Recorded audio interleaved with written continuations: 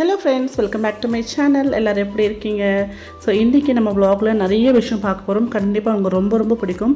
கடைசி வரலும் பாருங்கள். நிறைய மோட்டிவேஷன் டிப்ஸோடு நிறைய உங்களுக்கு க்ளீனிங் வ்ளாகும் இருக்குது. ஸோ இன்றைக்கி பார்த்திங்கன்னா நிறைய பேர் உளுந்தும் அரிசி ஒன்றா அரைச்சிங்களேக்கா நல்லா வருதான்னு கேட்டிங்க. ஸோ நான் ஃபஸ்ட்டு இட்லி பண்ணி காமிக்கிறேன் பாருங்கள். இது மறுநாள் நான் எடுத்தது இட்லி. காலையில் நான் பண்ணேன் அந்த அரைச்ச மாவில். ஸோ எவ்வளோ புஸ்ஸுன்னு அதே மாதிரி எவ்வளோ சாஃப்டாக இருக்குது.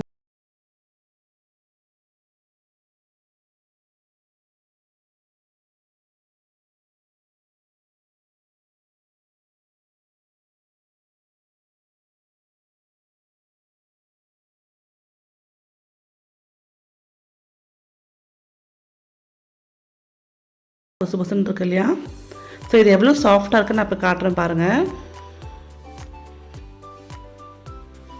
அமுக்கு நான் எவ்வளோ சாஃப்டாக இருக்குது பாருங்கள். ஸோ நீங்களும் ட்ரை பண்ணி பாருங்கள். அடுத்தது இப்போது மத்தியானம் ஒரு 11:30 மணி இருக்கும். நாங்கள் பிரேக்ஃபாஸ்ட் முடிச்சுட்டு கொஞ்சம் நேரம் ரேவந்தோட விளையாடலாம் அப்படின்ட்டு இந்த கேம் விளையாடிட்டுருக்கோம். இது எப்படின்னா, நம்ம சின்ன வயசில் இந்த தென்னங்குச்சி வச்சு விளையாடுவோம் இல்லையா? ஒன்று நம்மளுக்கு ஒட்டாமல் அந்த ஷேக் ஆகாமல் ஒரு குச்சியாக எடுக்கணும். அந்த மாதிரி கேம் இது. ஸோ இப்போ பார்த்தீங்கன்னா நாள் முழுக்க டிவி ஃபுல் ரேவந்த் கண்ட்ரோலில் தான் இருக்குது. நான் கேட்டாலும் கொடுக்க மாட்டேங்கிறான். அவனுக்கு இஷ்டத்துக்கு படமோ இல்லை எதாவது கார்ட்டூனோ பார்த்துட்டுருக்கான். ஒரு 10 நிமிஷம் கொடுடானாலும் கொடுக்க மாட்டேன் அப்படின்றான். ஸோ இந்த 21 டேஸ் எப்படி போகுதுன்னு தெரியல. ரொம்ப எனக்கு கஷ்டமாக இருக்குது. டிவி விஷயத்தில் ஃபோனும் அவனை எடுத்து யூஸ் பண்ணிக்கிறான். டிவியும் ஃபுல் ஆக்சஸாக தான் இருக்குது. ஸோ உங்கள் வீட்டில் எப்படி சிச்சுவேஷன் இருக்குதுன்னு கொஞ்சம் சொல்லுங்கள். ஸோ இவனுக்கு பிடிச்ச படம்லாம் நோட் பண்ணிவிட்டு ஒன்றொன்னா இந்த அமேசான் ஃபயர் ஸ்டிக்கில் பார்க்குறான். இதனால் எனக்கு போர் அடிச்சிடுச்சு. சரி நம்ம க்ளீன் பண்ண போகலான்னு சொல்லிட்டு நான் நீயே பார்த்துக்கூடா அப்படின்ட்டு நான் க்ளீன் பண்ண போயிட்டேன். ஸோ என்னோடய பெட் ஸ்பெட் மாற்றணும், அதே மாதிரி எல்லாமே பண்ணணும். ஸோ எதாவது கேட்டால் ஒன்று இந்த மாதிரி ஜோக்கர் ஃபேஸ் வச்சுட்டுருக்கான். ஸோ இப்போ அவன் டிவியை பார்த்துட்ருக்கான். எனக்கு எப்படின்னு டிவி கொடுக்க மாட்டேன்னு தெரிஞ்சு போச்சு. நான் என்னோடய க்ளீனிங் வேலையை ஸ்டார்ட் பண்ணலான்ட்டு நான் இப்போ என்னோடய பெட்ரூம் க்ளீன் பண்ணிகிட்ருக்கேன். ஸோ எப்போவுமே நல்லா காத்தோட்டமாக வெளிச்சமாக வச்சுக்கோங்க வீட்டை. ஸோ அப்போ நிறைய பாசிட்டிவ் எனர்ஜி உள்ளே வரும். ஸோ நம்ம பாசிட்டிவிட்டி, அதாவது மோட்டிவேஷன் டிப்ஸ் நிறைய உங்களுக்கு பிடிச்சிருக்கு இல்லையா நான் கொடுக்குறதுல. ஸோ இன்றைக்கும் நான் நிறைய மோட்டிவேஷன் டிப்ஸ் உங்களுக்கு வச்சுருக்கேன். வீட்டில் ஹோம் மேக்கராக இருக்கிறவங்களுக்கு நிறைய டிப்ரெஷன் வரும். அது ஏன் அப்படின்னா ரொட்டீனாக ஒரு மெக்கானிக்கலான ஒரு வாழ்க்கை நம்ம வாழ்ந்துட்டுருப்போம். ஸோ அதனால் சில பேருக்கு அது ரொம்ப டிப்ரெஷனாக போயிடும். நான் உங்களுக்கு ஒன்று தான் சொல்ல விரும்புகிறேன். உங்கள் மனசுக்கு பிடிச்சதை ஒரு நாளுக்கு ஒரு தடவை பண்ணுங்கள். உங்களுக்கு புக் படிக்க பிடிக்குமா, இல்லை உங்களுக்கு பிடிச்ச பாட்டு பாட பிடிக்குமா, இல்லை பாட்டு கேட்க பிடிக்குமா, ஏதாவது ஒன்று உங்கள் மனசுக்கு எது சந்தோஷத்தை கொடுக்குதோ அது ஒரு நாளுக்கு ஒரு ஜஸ்ட் 10 நிமிஷமாக பண்ணுங்கள். இல்லை மெடிடேஷன் பண்ண பிடிக்குமா, ஏதாவது ஒன்று. ஸோ எப்போவுமே மற்றவங்களுக்காக வளர்த்து விட்டுட்டு ஒரு நாளைக்கு அதாவது 24 ஹவர்ஸில் அட்லீஸ்ட் ஒரு 10 நிமிஷமாவது உங்களுக்கு பிடிச்ச விஷயம் பண்ணுங்கள். நீங்கள் இந்த மாதிரி ரெகுலராக பண்ணுறப்போ உங்கள் மனசு ரொம்ப ஆட்டோமேட்டிக்காக அந்த டைமுக்காக வெயிட் பண்ணணும். ஸோ ஹாப்பினஸ் அப்படின்னு தானாக வரும், டிப்ரெஷன் குறையும். ஸோ உங்களுக்கு ரொம்ப ஸ்ட்ரெஸ் ரிலீஃபாக ரொம்ப ஹாப்பியாக உங்களோட வீட்டு வேலைகள் செய்ய ஆரம்பிச்சிருவீங்க. ஸோ இப்போ நான் என்னோடய பெட் ஸ்பெட் மாற்றிட்டேன். அதே மாதிரி மற்ற பில்லோ கவர்ஸும் மாற்றிக்கலாம். வீக்லி ஒன்ஸ் இல்லை வீக்லி ட்வைஸ் பெட் ஸ்பெட் மாற்றிட்டே இருங்க. ஏன்னா நம்ம தூங்குவோம், தலையிலேருந்து வேர்வையெல்லாம் வரும், நிறைய பாக்டீரியா வரும். ஸோ இப்போ இருக்க கரண்ட் சுச்சுவேஷனுக்கு எவ்வளோ சுத்தமாக வச்சுக்க முடியுமோ அவ்வளோ சுத்தமாக நம்ம வீட்டை வச்சுக்கலாம். ஸோ அடுத்த மோட்டிவேஷன் டிப்ஸ் என்னென்னு பார்த்தீங்கன்னா, நீங்கள் உங்கள் செல்ஃப் எப்படி பார்க்குறீங்க, ஸோ நீங்கள் உங்களை பற்றி என்ன நினைக்கிறீங்க அப்படின்றத ஒரு பெரிய விஷயம் உங்கள் வாழ்க்கையில் ப்ளே பண்ணும். ஸோ நான் எனக்கு ஒன்றுமே தெரியாது, நான் ஒன்றுமே இல்லை, என்னால் ஒன்றுமே பண்ண முடியாது நினச்சிட்டே இருந்தீங்கன்னா உங்களுக்கு டிப்ரெஷன் தான் வரும். ஸோ உங்களால் எதுவுமே சாதிக்க முடியாது. ஸோ உங்களுக்குன்னு ஒரு ப்ளஸ் குவாலிட்டி இருக்கும். அந்த குவாலிட்டி நினச்சி சந்தோஷப்படுங்க. அதுக்கு அடுத்தடுத்து எப்படி மேலே எடுத்துகிட்டு வரணும்னு பாருங்கள். அதே மாதிரியே மற்றவங்க நம்மக்கிட்ட எப்படி நடந்துக்கிறாங்க அப்படின்றது அவங்க கொடுக்குற இடத்த பொறுத்து தான் இருக்கும். ஸோ யாருமே உங்ககிட்ட உங்களை மிஸ்ட்ரீட் பண்ணுற மாதிரி வச்சுக்கிறதா இல்ட்ரீட்னு சொல்லுவாங்க. உங்களை ஒரு மாதிரி உங்களை இன்சல்ட் பண்ணுற மாதிரி நடந்துக்கிற மாதிரி நீங்கள் தான் அதுக்கு இடம் கொடுக்குறீங்க. ஸோ அந்த மாதிரி வச்சுக்காதீங்க. நீங்கள் ஒருத்தங்கிட்ட எப்படி பேசுகிறீங்க அப்படின்றத பொறுத்து தான் அவங்க நம்மளை எப்படி ட்ரீட் பண்ணுறாங்க அப்படின்ற ஒரு விஷயம் அடங்கியிருக்கும். ஸோ எப்போவுமே உங்களை பற்றி பாசிட்டிவாக நினச்சிக்கோங்க. உலகத்திலேயே உங்களுக்கு நீங்கள் தான் முக்கியம், அதுதான் உண்மை. அதுக்கு அடுத்து தான் யாராக இருந்தாலும். ஸோ அதுக்கு இம்பார்ட்டன்ஸ் கொடுத்துட்டு நம்ம கவனிச்சுக்கலாம். நம்மளால் நிறைய இன்னும் விஷயங்கள் சாதிக்க வேண்டியது இருக்குது. நம்ம ஒரு ஃபேமிலியை எடுத்துக்கிட்டாலும் கூட நமக்கு ஃபேமிலி ஒரு பில்லரே நம்ம தான். ஸோ நம்மளை நம்ம எப்பவுமே பெருமையாக நினச்சிக்கணும். எப்பவுமே டிக்ரேட் பண்ணிக்காதீங்க. இப்போ நான் காமனாக பண்ணக்கூடிய வேலையெல்லாம் பண்ணி முடிச்சிட்டேன். இப்போ வந்து என்னோடய டிவி ஷோகேஸ் வந்து நான் க்ளீன் பண்ணலாம் அப்படின்னு நினச்சிட்ருக்கேன். ஏன்னா போர் அடிக்குது, வேறு ஒன்றுமே ரீசன் இல்லைங்க. போர் அடிக்குது, ஏதாவது ஒன்று க்ளீன் பண்ணோம் இல்லையா? எவ்வளோ நேரம் படுத்து தூங்குறது, டிவி பார்க்குறது, இல்லை எவ்வளோ நேரம் நம்ம என்ன ரொட்டீனாக ஒன்றே பண்ணிகிட்ருக்க முடியாது. ஸோ இன்றைக்கி வந்து நான் டிவி ஷோகேஸ் வந்து க்ளீன் பண்ணலாம். இன்னும் கொஞ்சம் தூசியும் இருக்குது. ஸோ அதே மாதிரி கொஞ்சம் பொருளை வந்து எப்போவுமே கொஞ்சம் மாற்றி மாற்றி வச்சு பாருங்கள், உங்களுக்கு ஒரு புது விதமான ஒரு ஒரு ஹாப்பினஸ் கொடுக்கும்னு சொல்லிட்டு அது ப்ரூவ் பண்ணியிருக்காங்க. ஸோ உங்கள் வீட்டில் இந்த மாதிரி சின்ன சின்ன டெக்கர் பீசஸ் இருக்குன்னா அதை மாற்றி மாற்றி ஒரு வாரம் இங்கே, ஒரு வாரம் மற்ற இன்னொரு இடத்துல அதை மாற்றி மாற்றி வச்சிங்கன்னா உங்களுக்கும் டைம் பாஸ் ஆகும், அதே மாதிரி பார்க்கறதுக்கும் நல்லாயிருக்கும், நம்மளுக்கும் வந்து கொஞ்சம் வந்து ரெஃப்ரெஷிங்கான ஒரு ஃபீல் கிடைக்கும். ஸோ நான் இன்றைக்கி அதை தான் பண்ணுறேன். என்னோடய புத்தாவை ஃபுல்லாக ஒரே இடமா வைக்க போகிறேன். கீழே ஃபுல்லாகவே வந்து இந்த ஸ்லாப் மேலே வைக்க போகிறேன். நிறைய புத்தாஸ் நான் வாங்கி வச்சுருந்தேன். நான் வந்து இதில் கூறுகுலேருந்து கூட வாங்கிட்டு வந்தேன் இல்லையா? ஸோ அதான் எல்லாத்தையும் ஒன்றா வைக்க போகிறேன். இப்போ ரேவந்தோட குட்டி குட்டி டாய்ஸ்லாம் எடுத்துகிட்டு கீழே வந்து ஒரு கிளாஸ் டோர் இருக்குது, அதுக்குள்ளே வைக்க போகிறேன். ஸோ இது மாதிரி பண்ணுறப்ப எனக்கு டைம் பாஸ் நிறைய ஆகுது. ஸோ வீட்டில் வந்து போர் அடிக்கலை, அதே மாதிரி நம்ம வீட்டு வேலையும் சட்டுன்னு முடிச்சிடும். ஸோ இந்த வேலையெல்லாம் சட்டுன்னு முடிச்சுட்டு நம்ம அடுத்த வேலைக்கு போயிடலாம்.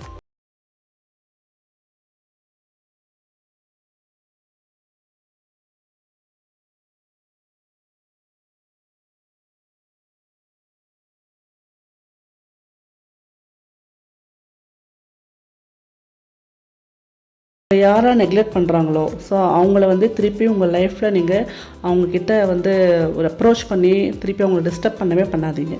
நான் சொல்கிற டிஸ்டர்ப் அப்படின்றது உங்களுக்கு புரிஞ்சிருக்குன்னு நான் நினைக்கிறேன். ஸோ நம்மளை வந்து ஒரு சிச்சுவேஷனை ஒருத்தவங்க நம்மளை அவாய்ட் பண்ணுறாங்க, நம்ம தேவையில்லைன்னு நினைக்கிறப்போ அவங்க நம்மளுக்கும் தேவை கிடையாது. ஸோ லைஃப் லாங்கும் தேவை கிடையாது. ஸோ அந்த மாதிரி ஒரு ஆட்டிடியூட் எப்பவுமே கேரி பண்ணுங்கள். Attitude plays major role in women life அப்படின்னு சொல்லுவாங்க. ஸோ நம்ம பெண்கள் பொறுத்தவரையிலுமே நம்ம வந்து எப்போ இழிச்சவாயாக இருக்கக்கூடாது, ரொம்ப ஸ்ட்ராங்காக ரொம்ப ஆட்டிடியூடோட நம்ம இருக்கணும். ஸோ அந்த ஆட்டிடியூட் அப்படின்றது வந்து நீங்கள் தப்பான ரீசனாக எடுத்துக்கூடாது, அது வந்து ஒரு குட் ஆட்டிடியூடாக இருக்கும்.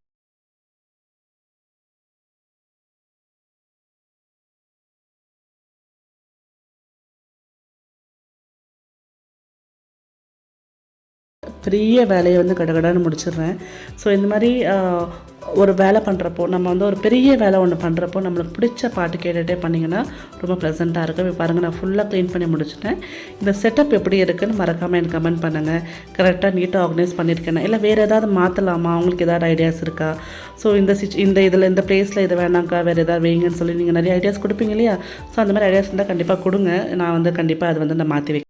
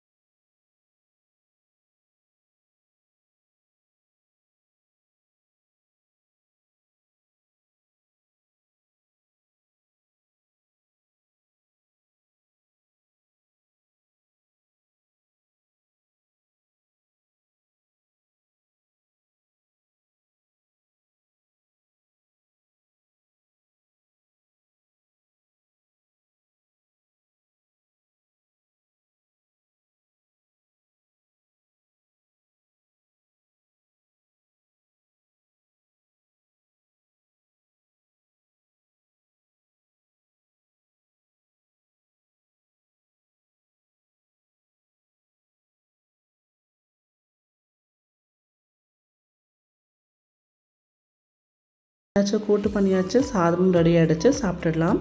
இப்போ வந்து ஈவினிங் ஆகிடுச்சுங்க. ஒரு டைம் வந்து ஆல்மோஸ்ட் 5:36 இருக்கும். இன்றைக்கி என்னோடய ஹஸ்பண்ட் வந்து எனக்கு பாத்திரம் தேய்ச்சி கொடுத்துருக்காரு. இப்போ வந்து வீட்டில் அவர் இருக்கிறதுனால நிறைய எனக்கு அவர் ஹெல்ப் பண்ணுறாரு. ஸோ வந்து நான் வாட்டர் மெலன் பாருங்கள், இதை வாங்கிட்டு வந்தார். இது ரொம்ப ஸ்வீட்டாக இருந்தது. ஆக்சுவலாக கட் பண்ணி சாப்பிட்டோம். நான் ஒரு டிப் உங்களுக்கு கொடுக்கணும்னு நினச்சேன். இந்த வாட்டர் மெலன் நீங்கள் செக் பண்ணுறப்ப இந்த மாதிரி இந்த போர்ஷன் வந்து நல்லா எல்லோவாக இருக்கணும். அதே மாதிரி இந்த மேலே அந்த கோடு இருக்குல்ல, அது நல்லா டார்க்கான பச்சையில் இருக்கணும். ஸோ அந்த மாதிரி பார்த்து வாங்கினீங்கன்னா குழம்பு ரொம்ப ஸ்வீட்டாக இருக்கும். இப்போ வந்து டைம் வந்து ஈவினிங் ஆகிடுச்சு. நம்ம ஒரு சின்ன வந்து மெடிடேஷன், அதே மாதிரி மூச்சு பயிற்சி, அதே மாதிரி நம்ம முதுகு தண்டு வலிக்காமல் இருக்கிறதுக்கு, எனக்கு பேக் பெயின் ப்ராப்ளம் இருக்குது. ஸோ அதுக்காக நான் ஒரு சின்ன எக்ஸசைஸ் மட்டும் பண்ண போகிறேன். ஸோ இந்த 3த்தையும் பண்ணி முடிச்சிட்டோம் அப்படின்னா நம்மளோட ஈவினிங் வ்ளாக் அப்படின்றது வந்து ஒரு அளவு கம்ப்ளீட் ஆகிடும்.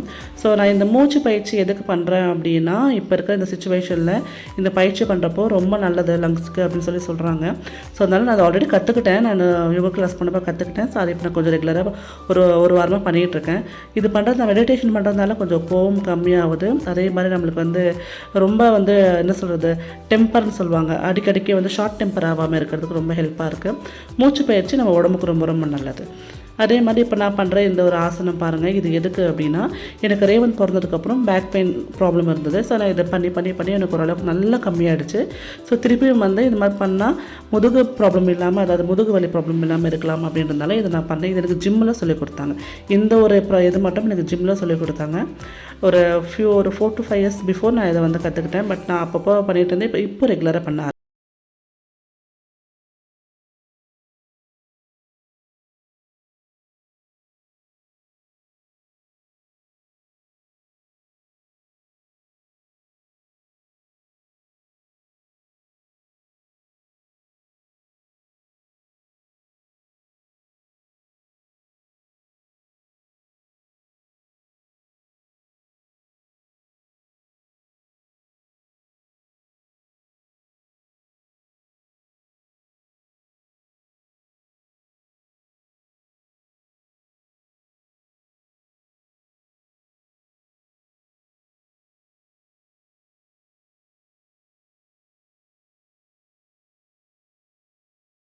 வந்து ஓரளவுக்கு நல்லா மேனேஜ் பண்ண முடியுது. ஸோ நீங்கள் எப்படி மேனேஜ் பண்ணுறீங்க மறக்காமல் கமெண்ட் பண்ணுறேங்க. மீண்டும் சந்திக்கிறேன். பாய்.